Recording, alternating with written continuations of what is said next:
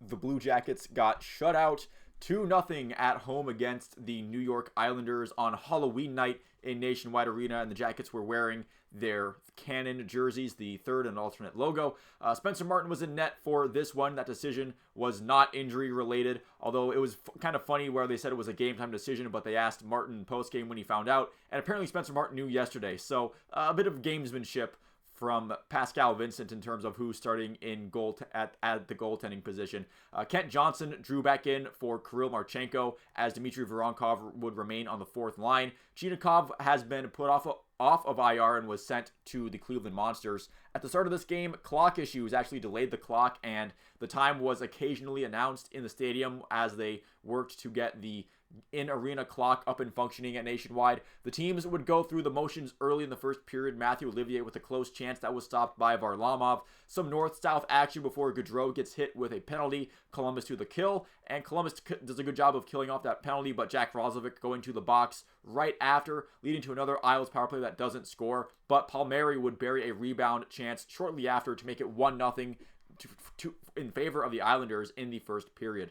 The Jackets getting a chance on their own power play to respond late in the first period. They just can't do it, and the first ends 1-0 in favor of the Islanders. Then the second period, I thought the Jackets started off pretty well, getting some close chances. Nationwide Arena crowd wanting a penalty. The Jackets would get one, eventually drawing a cross-check. No goal on that power play, though. Columbus gets a bit lucky on a shot that beats Spencer Martin, but it hits the post and stays out. Bemstrom loses the puck and hooks in desperation, meaning another power play for the Islanders, but it's killed off nicely. Fantilli almost gets a goal, but Aho blocking it in close. Some more north-south action in the second. Defense is doing a pretty good job of collapsing and preventing those really unstoppable rebound chances. Both goaltenders very, very solid as well. Varlamov for the Islanders and Spencer Martin for the Blue Jackets. Definitely the biggest reason why the second period would go scoreless. Still 1-0 New York heading into the third period. And then early in the third, Corrali, a great rebound chance that is shot wide. Varlamov would deny Roslovic after a really nice individual effort to get himself that chance. That would be the first time in the period, as I'll explain. Severson would draw a power play. Jackets down 1. Jack Roslovic hitting a post. How many times have the Jackets just hit posts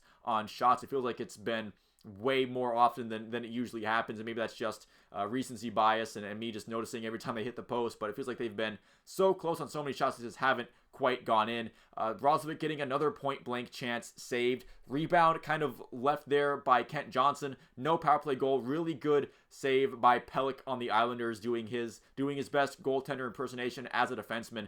Jackets getting plenty of chances. Varlamov and the Isles defenders both recovering well. Then Spencer Martin would turn it over, trying to clear the Jackets zone, leading to a rebound goal by Matt Martin. So Martin scoring on Martin there, and that made it 2-0 with a little over 3 minutes to go. Might as well have been game over at that point. While the Islanders defense was good at times, they're cleaning things up, making sure that those rebound chances weren't fielded cleanly by the Blue Jackets. I feel like Columbus really got Varlamov in this game on this one. Plenty of opportunities in that third period the Jackets got for themselves to tie it up, but they just really weren't able to get that one past the brick wall that was in net for the Islanders tonight. And then at the end of the game, Spencer Martin, just a really bad turnover on what was otherwise a really good game for him. And that is, I guess, what the silver lining you can take away from this game is that now you've had a couple back-to-back really solid starts from Spencer Martin after a bit of a less than ideal showing against Detroit, although you could say that for the entire Blue Jackets team in that game